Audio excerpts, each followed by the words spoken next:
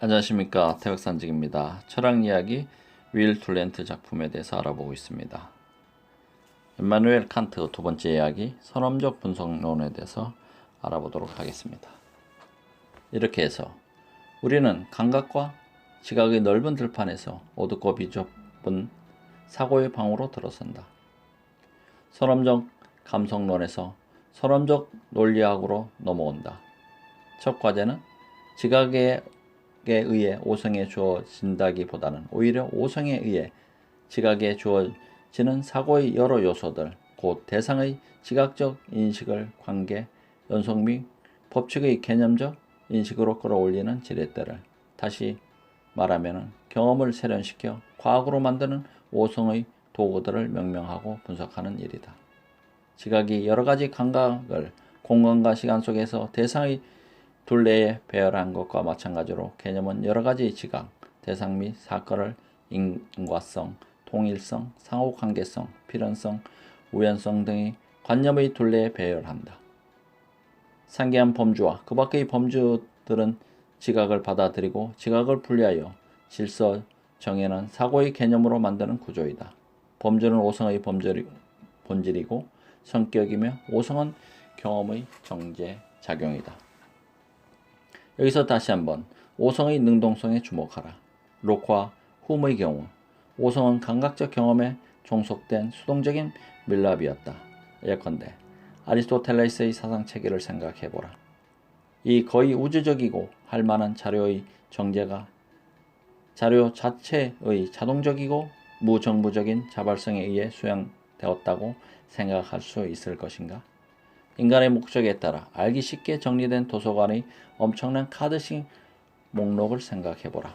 그 다음 카드 함이 마루 위에 떨어져 모든 카드가 뒤죽박죽 제멋대로 흩어진 광경을 상상해보라.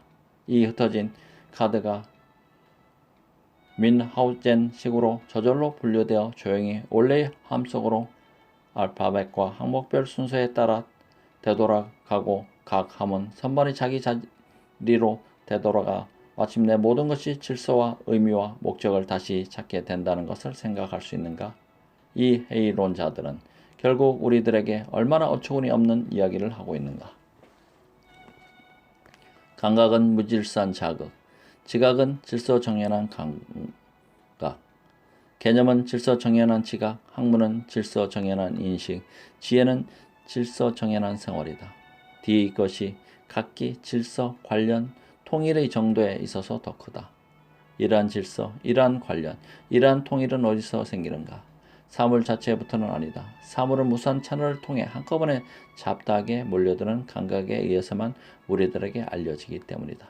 이 기차는 무법자들에게 질서와 관련된 통일을 부여하는 것은 우리들의 목적이며 이 바다에 불을 붙이는 것은 우리들 자신, 우리들의 인격과 우리들의 오성이다. 로크가 먼저 감각이 없던 것은 오성에도 없다고 말한 것은 잘못이었다.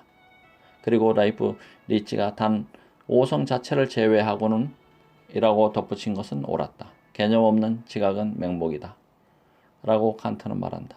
지각이 저절로 모여서 자동적으로 질서 정연한 사상이 된다면 오성이 혼돈의 질서를 부여하는 능동적 활동이 아니라면 어떻게 동일한 경험이 어떤 사람에게는 평범한 것으로 그치고 보다 활동적이고 쉬지 않는 인물에게는 지혜의 빛, 진리의 아름다운 논리로 고양될 수 있는가?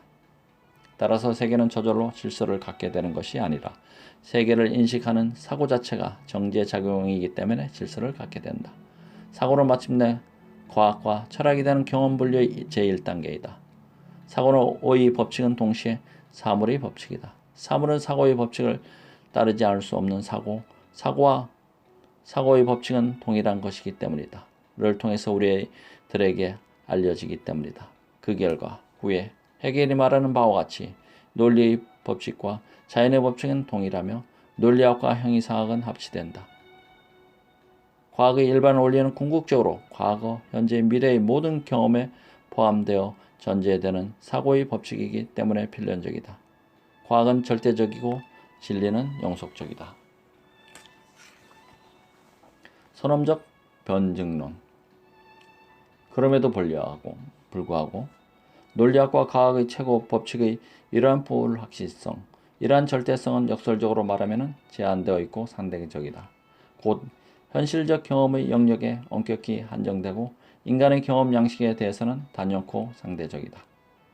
우리들의 분석이 올바르다면 우리가 알고 있는 세계는 구성물, 완제품 또는 어떤 사람이 이렇게 말하고 싶으리라. 거의 생산품이라고 할 수 있는 것으로 이 생산품은 사물의 자극과 오성의 형성적 형식의 기호로 만들어진 것이다. 예컨대 우리는 테이블의 표면을 원으로 지각하지만 감각은 타원형으로 나타낸다. 우리들에게 나타나는 대상은 현상 곧 아마도 우리들의 감각권 내에 들어오기 전의 외적 대상과는 매우 다른 외양이다. 원래의 사물이 어떠한지는 우리는 결코 알지 못한다. 물 자체는 사고나 추리의 대상, 본체이지만 경험의 대상은 아니다. 경험의 대상이 된다면 감각과 사고를 통하는 과정에서는 물 자체는 여러 가지 변화를 겪을 것이기 때문이다. 대상 자체는 우리들의 감각의 수용성을 떠나서는 어떠한 것인지 우리들에게 전혀 알려지지 않는다. 우리는 이 대상을 지각하는 우리들의 방식을 알 수 있을 뿐이다. 이 방식은 우리들에게 특이한 것으로 물론 모든 인간이 갖고 있지만 반드시 모든 존재가 갖고 있는 것은 아니다. 우리들이 알고 있는 달은 홈이 말한 것처럼 단지 감각의 다발로서 홈은 알지 못했지만 우리들의 생득적 정신 구조에 의해 감각을 지각을 개념 또는 관념으로 가다듬어서 동일한 것이다. 결국 달은 우리들에게는 단지 관념에 지나지 않는다. 그렇다고 해서 칸트가 물질이나 외계의 존재를 의심하는 것은 아니다. 그러나 물질이나 외계가 존재한다는 것 이외에는 우리는 물질이나 외계에 대해 전혀 알지 못한다고 칸트는 덧붙인다. 우리 상세한 지식은 물질이나 외계의 외양 또는 현상에 대한 것이며 우리들이 물질이나 외계에 대해 갖고 있는 감각에 대한 것이다. 관념론은 시정인들이 생각하듯이 지각하는 주관 이외에는 아무것도 존재하지 않는다는 뜻이 아니라 모든 대상의 상당한 많은 부분이 지각과 오성의 형식에 의해 만들어진다는 뜻이다. 우리는 대상을 관념으로 변형된 것으로 알게 되는데 관념으로 변형되기 이전의 대상이 어떠한지는 알지 못한다. 결국 과학은 소박한 것이다. 과학은 사물 자체를 순전히 외적이며 있는 그대로의 실제로서 다루고 있다고 가정하기 때문이다. 철학은 약간 더 복잡해서 과학의 모든 재료는 사물로부터 나온다기보다는 오히려 감각과 지각의 개념으로 구성되어 있다는 것을 알고 있다. 쇼펜하우어는 칸트의 최대의 공적은 현상과 물 자체의 구별이다. 의지와 표상으로서의 세계에서.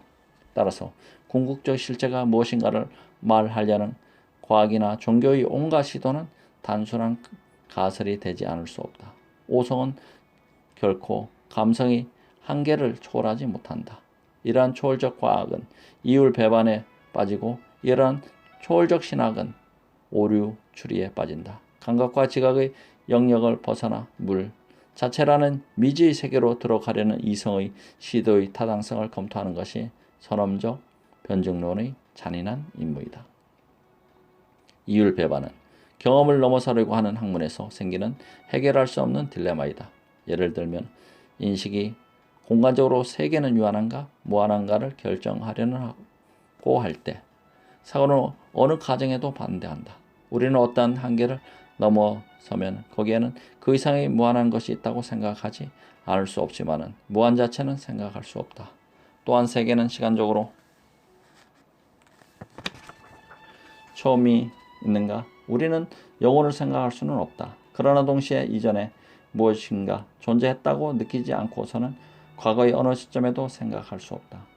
또한 과학이 연구하는 인과의 연세에는 처음 곧 제1원인이 있는가? 그렇다. 무한한 연세는 생각할 수 없기 때문에 아니다. 원인이 없는 제1원인도 역시 생각할 수 없기 때문에 사고의 이러한 막힌 골목에서 빠져나오는 길이 있는가? 공간, 시간 및 인과성은 지식과 지각과 개념의 형식이고 이 형식은 경험을 받아들이는 거미줄이요 구조이므로 우리들이 모든 경험에 포함되지 않으면 안 된다는 것을 잊지 않는 한 이 길은 있다고 칸트는 말한다. 시간, 공간, 인과성을 지각으로부터 독립된 외적 사물로 가정하기 때문에 이러한 딜레마는 생긴다. 우리는 결코 공간, 시간, 인간성에 의해 해석할 수 없는 경험을 할 수는 없지만 공간, 시간, 인간성이 사물이 아니라 해석과 이해의 형식임을 잊는다면 우리는 어떠한 철학도 갖지 못할 것이다. 이성적 신학의 오류 추리도 마찬가지다. 이성적 신학은 이론 이성에서 영혼은 불가분의 실체이고 의지는 자유롭고 인과 법칙을 초월해 있으며 모든 실제의 존재로서 필연적 존재, 곧 신이 존재한다고 증명하려고 한다. 선험적 변증론은 신학에 대해 한 실체, 인간성 및 필연성은 유한한 범주, 곧 오성이 감각적 경험에 적용하는 정리와 분류의 양식이고 감각적 경험에 나타나는 현상에 대해서만 확실하게 다다하는 점을 일깨워 주어야 한다.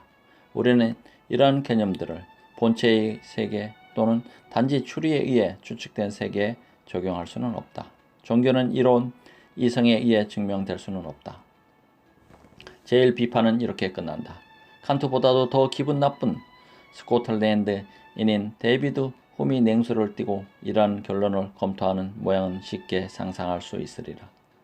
800페이지나 되는 이 무서운 책은 까다로운 수로로 거의 참을 수 없을 만큼 괴롭히면서 형이상학의 모든 문제를 해결하고 나아가 과학의 절대성과 종교의 본질적 진리를 구출하려고 한다. 이 책이 사실상 이룩한 일은 무엇인가? 이 책은 과학의 소박한 세계를 파괴하고 그 정도도 아니더라도 그 범위에 있어서 과학을 제한했다. 즉 단순히 표면적인 현상의 세계에 명백히 국한시켰고 이 세계를 넘어서면 과학은 익산을 맞는 이율 배반에 빠지고 만다. 이렇게 해서 과학은 구출된 것이다. 이 책의 가장 설득력 있고 가장 날카로운 부분에서의 신앙의 대상, 자유로운 불멸의 영원, 인자한 창조주는 이성에 의해서는 결코 증명될 수 없다고 주장하고 있다. 이렇게 해서 종교는 구출된 것이다. 독일의 성직자들이 이러한 구제에 미친 듯 반대하고 그들의 개를 임마누엘 칸트라고 불러서 보복한 것은 무리가 아니다. 또한 하이네가 괜히 히스베르크의 이 단신의 교수를 가공할 로베스피에르와 비교한 것도 놀라운 일은 아니다. 로베스피에르는 한 명의 왕과 수천 명의 프랑스인을 죽였을 뿐이다. 이쯤은 독일인도 용서할 수 있을 것이다. 그러나 칸트는 신을 죽이고 신학의 가장 귀중한 논거를 파헤쳤다고 하이네는 말한다. 이것은 희화일까 계시일까? 실천 이성 비판. 종교가 과학과 신학을 기초로 삼을 수 없다면 어디에 기초를 둘 것인가? 도덕이다.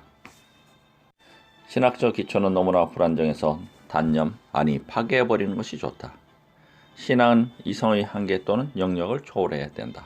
따라서 종교의 도덕적 기초는 절대적이어야 하며 의심스러운 감각적 경험이나 불확실한 추리로부터 이끌어내서는 안 되며 오류에 빠지기 쉬운 이성의 혼합으로 혼탁해져서도 안 된다. 종교의 도덕적 기초는 직접적 지각과 직관에 의해 내면적 자아로부터 이끌어내야 한다.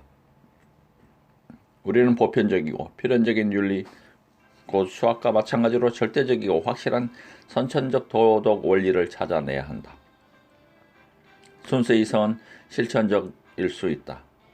다시 말하면 자발적으로 경험적인 것으로부터 독립해서 의지를 규정할 수 있는 것. 도덕의식은 생득적이고 경험으로부터 생기는 것이 아니라는 것을 입증해야 한다.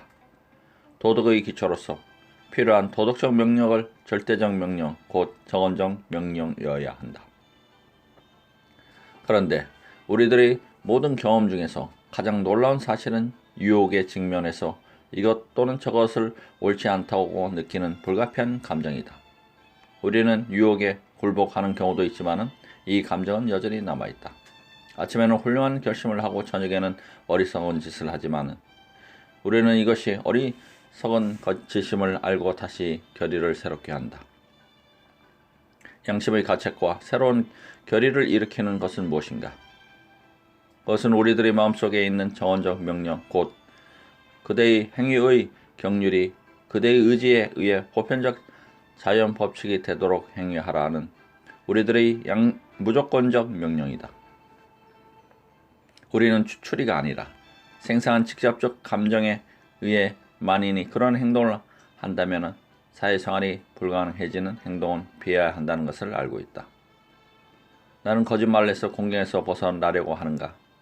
그러나 나는 거짓말을 하려고 할 수는 있으나 결코 거짓말을 하는 것이 보편적 법칙이 되기를 바랄 수는 없다. 이러한 법칙이 있으면 약속은 무용지물이 될 것이다. 따라서 거짓말이 나의 이익이 되더라도 거짓말을 해서는 안 된다는 내적 의식이 있는 것이다. 사려 분별은 가언적이며 그 표현은 정직하라. 만일 그것이 최선의 정책이거든이다. 그러나 우리 마음속의 도덕 법칙은 무조건적이고 절대적이다. 또 어떤 행위가 선한 것은 그 행위가 좋은 결과를 일으키거나 현명하기 때문이 아니라 내면의 의무의식, 개인적 경험에서 생긴 것이 아니라 우리의 과거, 현재, 미래의 모든 행동을 강제적 선적으로 규정하는 도덕 법칙을 따랐기 때문이다. 이 세계에서 무제한으로 선한 것은 오직 선의지, 곧 자기 자신의 이익 또는 손해를 돌보지 않고 도덕 법칙에 따르려는 의지이다. 그대의 행복을 생각하지 말고 그대의 의무를 행하라. 도덕은 어떻게 하면 행복해지는가를 가르치는 것이 아니라 어떻게 하면 행복에 알맞는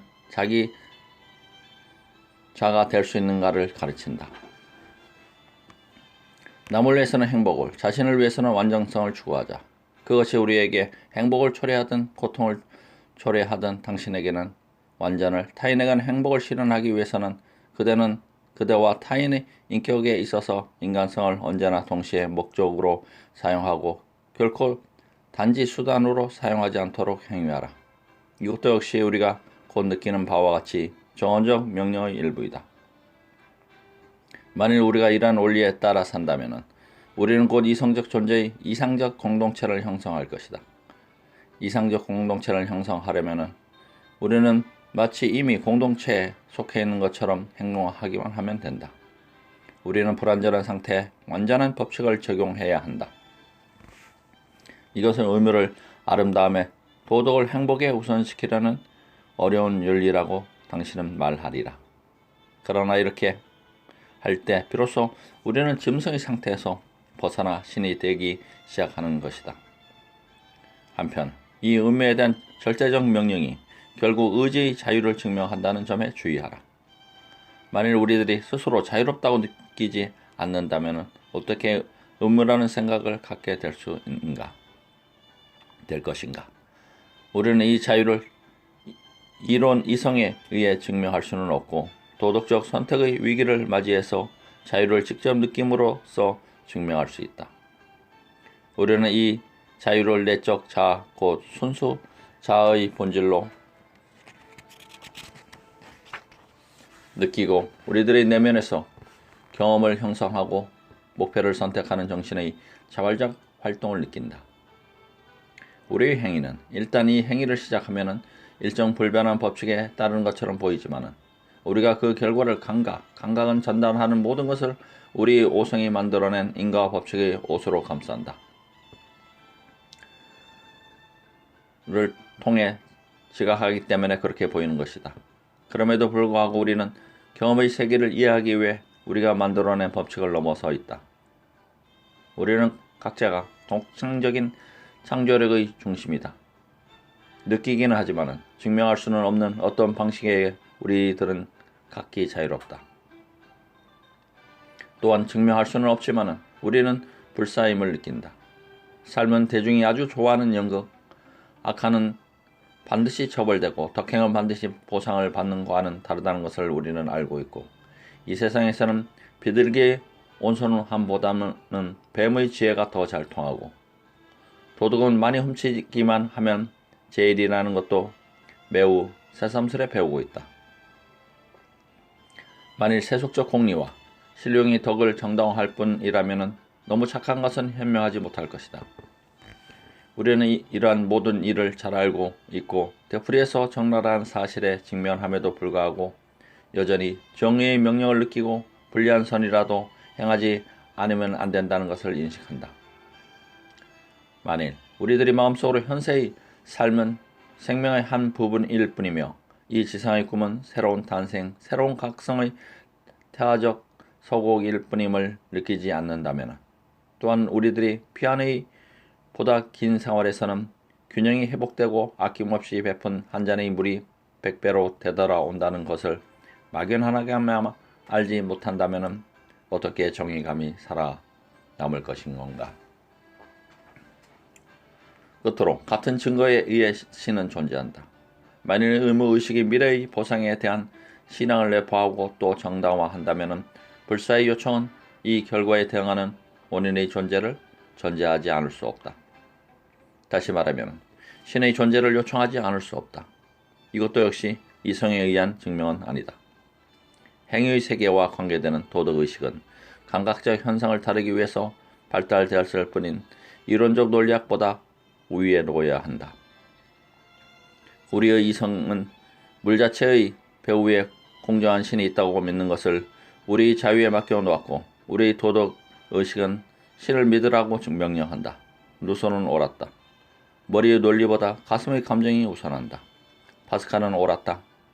가슴은 머리가 결코 이해할 수 없는 그 나름의 이성을 갖고 있다. 다음은 종교와 이성에 대하여 칸트의 생각을 들어보겠습니다. 이러한 견해는 진보하고 소심하고 보수적인 것으로 보이는가? 그러나 그렇지 않다. 반대로 대담하게 이성적 신학을 부정하고 종교를 솔직하게 도덕적 신념과 희망으로 환원시킨 것을 독일의 모든 정통적 신학자들의 반대에 부딪혔다. 이 50개 교구의 힘에 대항하기 위해서는 보통 칸트의 이름에서 연상되는 것이 이상의 용기가 필요했다. 칸트가 매우 용감하다는 것은 66세의 판단력 비판, 69세의 단순한 이성의 한계 내에서의 종교를 발견했을 때 매우 명백해졌다. 전자에서는 칸트는 계획성의 문제로 되돌아오는데, 제1비판에서는 계획성을 신의 존재에 대한 불충분한 증명이라고 배척한 바 있었다. 그는 계획성과 아름다움을 상호 관련시키는 것으로 시작하여 마치 예지적 존재에 의해 계획된 것처럼 구조의 균제와 통일을 보여주는 것은 매우 아름답다고 생각한다. 그는 균제적 계획의 관조는 몰 이해적 즐거움을 일으킨다고 덧붙인다. 여기에서 쇼펜하우의 예술로는 상당히 도움을 받았다. 또한 자연미 자체에 대한 관심은 언제나 선량함의 징조다. 판단력 비판에서 자연의 여러가지 대사는 이러한 아름다움, 이러한 균제와 통일을 보여주어서 우리는 거의 초자연적 계획을 생각하지 않을 수 없다. 한편 자연에는 낭비와 혼돈, 불편한 반복과 증대의 이해도 허다하다고 칸트는 말한다. 자연은 생명을 보존하지만 생명의 보존에 위해서 우리는 얼마나 많은 순환과 고통을 겪어야 하는가. 따라서 외적 계획으로 보이는 것은 섭리의 결정적 증거는 아니다. 섭리라는 관념을 상용하는 신학자들은 이 관념을 버려야 하고, 이 관념을 포기한 과학자들은 이 관념을 이용해야 한다. 이 관념은 훌륭한 단서로서 무상 계시로 이끌어간다. 의심할 여지 없는 계획은 존재하지만 이것은 내적 계획, 곧 전체에 의한 부분의 계획이기 때문이다. 과학이 유기체의 여러 부분들을 전체에 대해 갖는 의미라는 관점에 해석한다면 또 하나의 발견적 원리, 생명에 대한 기계론적 견해와 놀라운 균형을 이룰 것이다. 생명에 대한 기계론적 견해도 역시 발견에는 유효하지만 이것만으로는 풀잎 하나의 성장조차도 결코 설명하지 못한다. 종교에 대한 논문은 69세의 노이닉 클로서는 놀라운 것이었다. 이 논문은 칸트의 모든 저서 중 가장 대담한 것인지도 모른다. 종교는 이론 이성의 논리가 아니라 도덕의식이라는 실천 이성의 기초를 두어야 하므로 성서나 계시도 당연히 도덕적 가치에 따라 평가되어야 하며 그 자체가 도덕 법칙의 재판관이 될 수는 없다. 교회와 교리는 오직 인류의 도덕적 발달에 도움이 될 때에만 가치 있다. 단순한 신조나 의식이 종교의 시금석으로서 도덕적 탁월성에 대해 우위를 강탈하면 종교는 사라진다. 참담 교회는 아무리 뿔뿔이 흩어져 있더라도 공통된 도덕 법칙에 대한 헌신에 결합된 사람들의 공동체이다. 그리스도가 탄생하고 순교한 것도 이런 공동체를 건설하기 위해서였다. 그리스도가 바리새인의 교회주의에 대립시켜 강조한 것도 이러한 참된 교회였다. 그러나 또 하나의 교회주의가 이 고상한 사상을 거의 압도해 버렸다. 그리스도는 신의 나라를 지상에 접근시켰으나 인간은 오해하고 우리들 사이에 신의 나라가 아니라 성직자의 나라를 건설했다. 신조와 의식이 다시금 착한 생활을 대신하게 하고 종교는 인간을 결합하는 대신 무수한 종파로 갈라놓았고 온갖 경건한 넌센스를 아첨에 의해 하늘의 지배자의 호의를 얻는 거룩한 봉사라고 가르쳤다. 또한 기적도 종교를 입증하지는 못한다. 기적을 뒷받침하는 증언을 도저히 믿을 수 없고 모든 경험에 타당한 자연법칙을 정지시키려고 하는 한 기도도 소용없기 때문이다. 끝으로 교회가 반동적인 정부에 장악되어 도구화할 때 종교는 신앙과 희망과 자선에 의해 괴로운 사람들을 위로하고 이끌어야 할 성직자들이 신학적 반계몽주의와의 정치적 억압의 수단이 될 때 최악의 악용은 불가피하다. 이러한 결론이 대담하다는 것은 이와 똑같은 사태가 프로이센에 일어났다는 사실로도 알 수 있다. 1786년 블리드리 대왕이 죽고 브리들리 비네닐렘 2세가 그를 승계했는데 그는 선왕의 자유주의적 정책에서는 프랑스 계몽운동의 비애국적 냄새가 풍긴다고 생각했다. 브리들리 대왕 밑에서 교육 대신으로 있던 체들리츠는 면직되고 경건한 차하는 벨러가 취임했다. 1788년 벨러는 학교와 대학에서 루터파 프로테스탄티즘의 전통적 형태를 벗어난 어떠한 가르침도 금지하는 법령을 공포했다. 그는 모든 출판물에 대한 엄중한 검열 제도를 실시했고 이단의 혐의가 있는 교사는 모두 면직시키라고 명령했다. 칸트는 처음에는 무사했는데 그는 늙은이였고 또 어떤 궁정 고문관이 말한 것처럼 그의 책을 읽는 사람들의 소수이고 게다가 이들마저도 제대로 이해하지 못하기 때문이었다. 그러나 그의 종교론은 이해하기 쉬웠다. 그리고 이 논문은 열렬한 종교적 정리를 갖고 진실을 갈파했지만은 새로운 검열 제도를 통과하기에는 볼테르적 경향이 너무 강렬했다.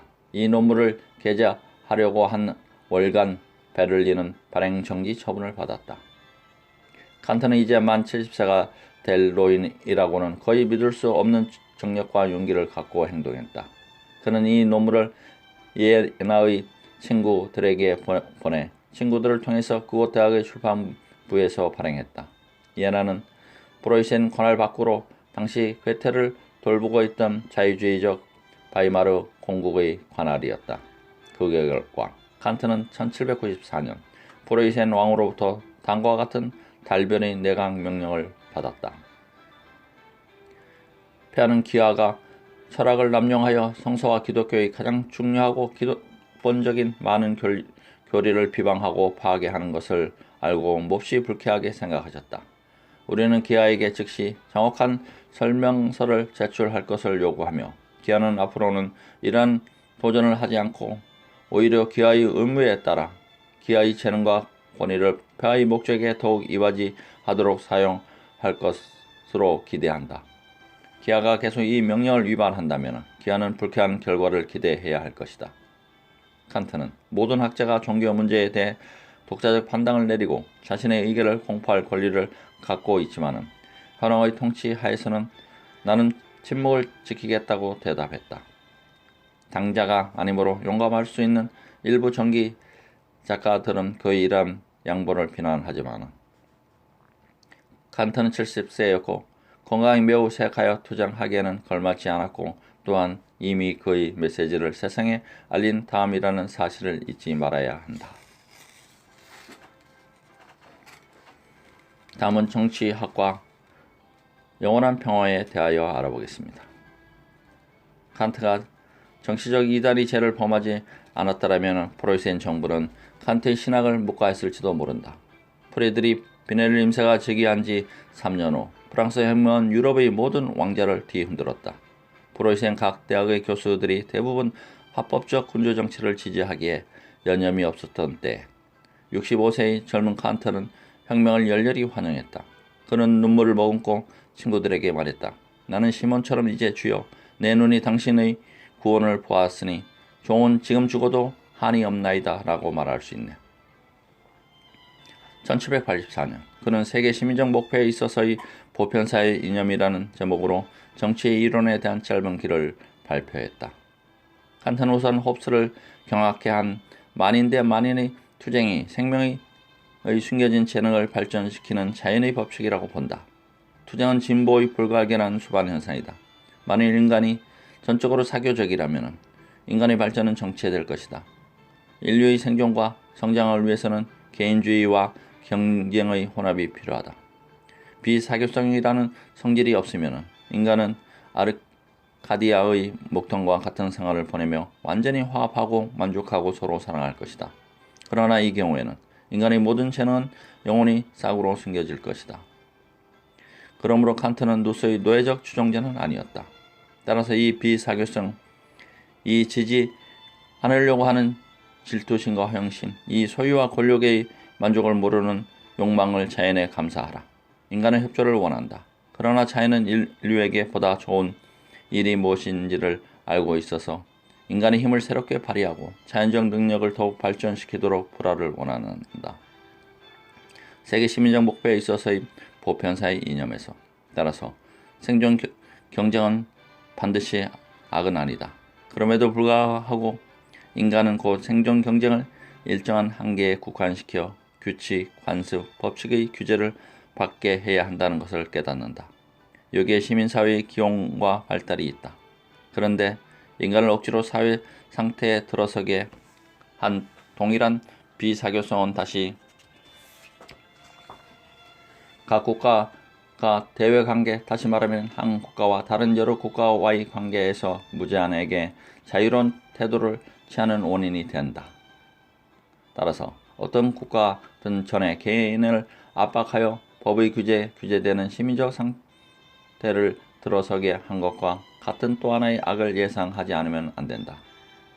세계 시민적 목표에 있어서의 보편사의 이념에서 국가가 개인과 마찬가지로 야만적인 자연 상태에서 벗어나 평화 유지를 위해 계약을 해야 할 때인 것이다. 역사의 전체적 의미와 움직임은 호전성과 폭력을 더욱더 강력하게 제한해왔고 평화의 영역을 부단히 확대해왔다. 인류 역사는 전체적으로 본다면 자연이 인간에게 부여한 모든 능력을 충분히 발달시킬 수 있는 유일한 상태로서의 내적으로 또한 이러한 목적을 위해 외적으로 완전한 국가 조직을 성립시키기 위한 자연의 숨겨진 계획의 실현이라고 볼 수 있다. 이러한 발전이 없다면 계기되는 문명의 노력은 높은 언덕으로 크고 둥근 바위를 끌어올려서 거의 정상에 이르러서는 떨어뜨리는 시시포스의 노력과 같다. 이 경우 역사는 끊임없이 만드는 우행과 다름이 없다. 따라서 우리는 힌두교처럼 지상을 옛날에 잊어버린 죄를 속죄하는 장소로 생각해야 할지도 모른다. 영원한 평화를 위하여라는 논문 1795년 칸트가 71세 때 간행되었다. 동일한 주제의 당당한 발전이다.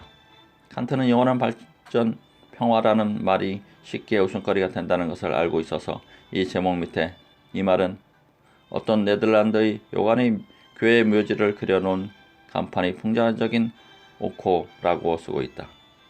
칸트는 전에 분명히 모든 세대가 개탄할 일이거니와 통치자들은 공공교육에 쓸 돈을 한 푼도 남겨놓지 않았다. 돈을 모두 전쟁의 비용으로 이미 써버렸기 때문이다. 라고 개탄한 바 있다. 상비군이 모두 폐지되지 않는 한 제 국가는 사실상 문명화되지 못할 것이다. 프로이들이 대왕의 부왕 시대에 처음으로 징병제도를 실시한 사실을 상기하면 이 제안의 대담성이 분명해진다. 상비군은 서로 무제한하게 군인 수를 증가시키도록 타국을 자극한다. 여기에 소요되는 경비 때문에 평화는 결국은 단기전의 경우보다 더 많은 압박을 받고 따라서 상비군은 이 무거운 짐을 벗으려는 침략전의 원인이 된다. 전시에는 군대는 우선 적국 영토 내에서 그러나 필요한 경우는 자국 내에서 물자의 징발, 수경의 할당 및 약탈에 의해 자활할 것이다. 그러나 이러한 일조차도 군대를 정부의 재정으로 지탱하는 것보다는 낫다. 칸트의 판단으로는 이러한 군국주의 원인은 대체로 유럽의 세력이 아메리카, 아프리카, 아시아 등으로 팽창하고 이 결과 이 도둑들이 새로운 전리품을 둘러싸고 분쟁을 일으킨 데 있다. 야만인의 잔인한 행동과 우리 대륙의 문명국, 특히 상업국의 비인간적인 행동을 비교해 보면은 외국 및 외국인과의 첫 접촉에서 이 국가들이 자행한 부정은 우리를 전율시킨다. 게다가 이 국가들은 이 국민에 대한 단순한 방문도 침략과 동일시한다. 아메리카, 흑인 대륙, 몰루카제도, 희망봉 등은 발견되자마자 누구에게도 속하지 않는 땅으로 취급되었다. 원주민들은 무시된 것이다. 그리고 이러한 모든 일은 부정을 반복듯 하면서도 정통 신앙의 선량을 자처하며 건건하다고 법석을 떠오는 열강에 의해 저질러졌다. 케니스 베르크의 늙은 여우는 아직도 침묵시킬 수 없었던 것이다. 칸트는 이러한 제국주의 탐욕을 유럽 국가들이 과도 정치의 탓으로 돌린다. 약탈품은 선택된 소수의 손에 넘어가고 이렇게 분배한 다음에도 상당한 잉여가 남았다. 민주정치가 확립되어 만인이 정치 권력을 갖게 된다면은 국제적 강도 행위의 약탈품은 세분되어 쉽게 유혹을 물리칠 수 있을 것이다. 그러므로 영원한 평화의 조건들 중 첫 번째의 명확한 항목은 다음과 같아. 모든 국가의 시민적 정체는 공화 제도여야 하며 전쟁은 모든 시민의 국민 투표 없이 선포돼서는 안 된다. 몸소 싸워야 할 사람들이 전쟁과 평화를 결정할 권리를 갖고 있을 때 역사는 결코 피로 얼룩지지는 않을 것이다. 반대로 백성이 그 국가의 선거권자가 아닌, 따라서 공화 제도가 아닌 정치에서는 전쟁 결정은 세상에서 가장 사소한 문제가 된다. 이 경우 통치자는 시민의 한 사람이 아니라 국가의 소유자이므로 전쟁으로 고통을 받을 필요도 없고 성찬이나 수렵, 화려한 궁전, 궁중, 축제 등의 쾌락을 희생할 필요도 없다. 그러므로 그는 마치 수렵 여행이라도 되는 듯이 보잘것없는 이유로 전쟁을 결심한다. 그리고 명분에 대해서는 그는 서슴지 않고 그 정당화를 목적으로 위해 언제나 준비를 갖추고 있는 외교단에게 맡길 수 있다. 얼마나 현대적인 진리인가. 1795년 프랑스의 혁명의 표면상 반동 군대에 승리하자 칸트는 이제 유럽 대륙 전체에 공화국이 출현하고 예속도 착시도 없고 평화를 약속하는 민주주의의 바탕을 둔 국제 질서가 생길 것으로 기대했다. 결국 정부의 기능은 개인의 발전을 돕는 것이고 개인을 이용하고 혹사하는 것이 아니다. 모든 인간은 그 자체로서 절대적 목적으로 존중되어야 하며 인간을 그 밖의 목적을 위한 단순한 수단으로 이용하는 것은 인간으로서의 각자에게 속하는 존엄성을 더럽히는 범죄이다. 이것도 정언적 명령의 중요한 일부이며 이런 정언적 명령이 없으면 종교는 위선적 익살이 된다. 그러므로 칸트는 평등 곧 능력의 평등이 아니라 능력을 개발하고 발휘할 기회의 평등을 요구한다. 그는 가문이나 계급의 모든 특권을 부인하고 세습적 특권을 폭력에 의해 과거에 획득된 것이라고 본다. 반계몽주의와 반동, 그리고 프랑스의 혁명을 괴밀시키려는 유럽 전체 군국주의의 연합이 낭돌이 치는 속에서 그는 79령에도 불구하고 새로운 질서를 요구하며 어디에나 민주주의와 자유를 확립해야 한다고 주장했다. 노인이 젊은이 목소리로 이렇게 용감한 발언을 한 일은 일찍이 없었다. 그러나 그는 이제 지쳤다. 그는 지금껏 열심히 뛰고 열심히 싸웠다. 그는 점차로 어린애와 같은 노경으로 접어들었고 마침내 무해한 정신 이상을 보이기 시작했다. 그의 감수성과 능력은 차례차례 시들었다.